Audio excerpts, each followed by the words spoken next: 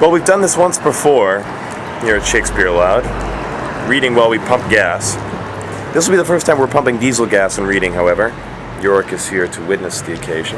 We're in Westfield, New York, I believe, near the shores of Lake Erie. And since I've done this before, I bought a new car, so I now have diesel. Yay! Act 1, Scene 3 of Romeo and Juliet. Nurse, where's my daughter? Call her forth to me.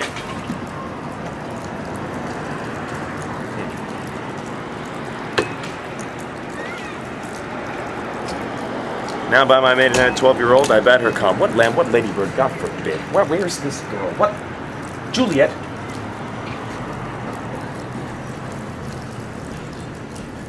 Oh my. I'm obviously doing something wrong. Because for the first time ever, it seems that the pump is actually stuck in my gas. What on earth did I do here? Look, you gotta look at this with me. Maybe you can help me out. I mean, what on earth is this about? I can't even get it out now.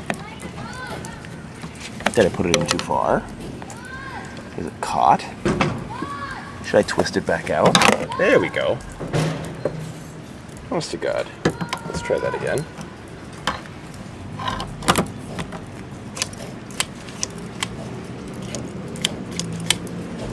What, ladybird? Well, we're gonna have to see what the problem is. I'll be right back. Never fear. We figured it out. Did have to prepay after all. I'm just gonna hope it doesn't get stuck this time. But it's clocking away there, so we're gonna keep reading. It's as if it knew. How now, who calls? Your mother. Madam, I am here. What is your will? This is the matter. Nurse, give leave a while. We must talk in secret. Nurse, come back again. I have remembered me. Thou's hear our counsel. Thou knowest my daughter's of a pretty age. Faith, I can tell her age unto an hour. She's not 14. I'll lay 14 in my teeth. And yet, to my teen be it spoken, I have but 4. She's not 14. How long is it now to Lammas tide? A fortnight and odd days, even a rod. Of all days in the year, come Lammas eve at night, she shall be 14. Susan and she, God rest all Christian souls, were of an age. Well, Susan is with God now. This keeps stopping. I don't know what's going on. How dramatic. But as I said, on Lammas eve at night she shall be 14. That shall she. Mary, I remember it well. 'Tis since the earthquake now 11 years, and she was weaned. I shall never forget it. Oh. Because I only paid $45 for gas. I guess I'm done now. Of all the days of the year upon that day, for I had then laid wormwood to my dug, sitting in the sun under the dove house wall, my lord and you were then at Mantua. Nay, I do bear a brain, but as I said,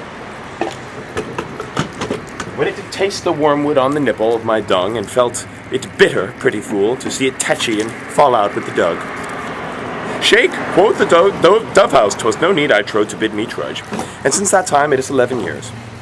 For then she could not stand high alone, nay, by the rood she could have run and waddled all about, for even the day before she broke her brow, and then my husband, God be with his soul, that was a merry man, took up the child. Yea, quoth he, dost thou fall upon thy face, and wilt fall backward when thou hast more wit? Wilt thou not, jewel? But by my holiday, the pretty wretch left crying, and said, I, oh, to see now how a jest shall come about. I warrant, and I should live 1,000 years, I never should forget it. Wilt thou not, jewel, quoth he, and pretty fool it stinted, and said, I. Enough of this, I prithee, hold thy peace. Yes, madam, I cannot choose but laugh, to think it should leave crying, and say, I. And yet I warrant it had upon it a brow as big a bump as a young cockerel's stone, a perilous knock, and it cried bitterly. Yea, quoth my husband, fall'st upon thy face. Thou wilt fall backward when thou comest to age. Wilt thou not, jewel? It stinted, and said, I. And stint thou, too, I pray thee, nurse, say I. Peace I have done. God mark thee to his grace. Thou wast the prettiest babe that e'er I nursed, and I might live to see thee married once I have my wish. Mary, that Mary is the very theme I came to talk of. Tell me, daughter Juliet, how stands your dispositions to be married? No, it is an honour that I dream not of. An honour! Were not I thine only nurse, I would say thou hadst sucked wisdom from thy teat. Well, think of marriage now. Younger than you, here in Verona, ladies of esteem are made already mothers. By my count, I was your mother much upon these years that you are now a maid. Thus, then, in brief, the valiant Paris seeks you for his love. A man, young lady, such a man as all the world. Why, he's a man of wax. Verona's summer hath not such a flower. Nay, he's a flower, in faith, a very flower. What say you? Can you love the gentleman? This night you shall behold him at our feast. Read o'er the volume of young Paris' face, and find delight writ there with beauty's pen. Examine every married lineament, and see how one another lends content. What obscured in this fair volume lies, find written in the margent of his eyes. This precious book of love, this unbound lover, to beautify him only lacks a cover. The fish lives in the sea, and 'tis much pride for fair without the fair within to hide. That book in many's eyes doth share the glory that in gold clasps locks in the golden story.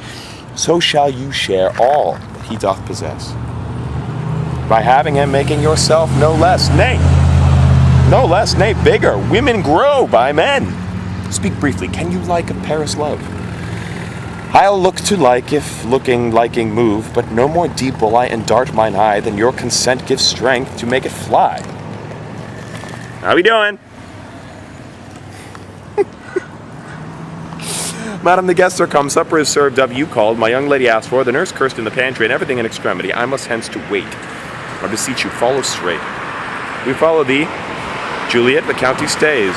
Go, girl, seek happy nights to happy days.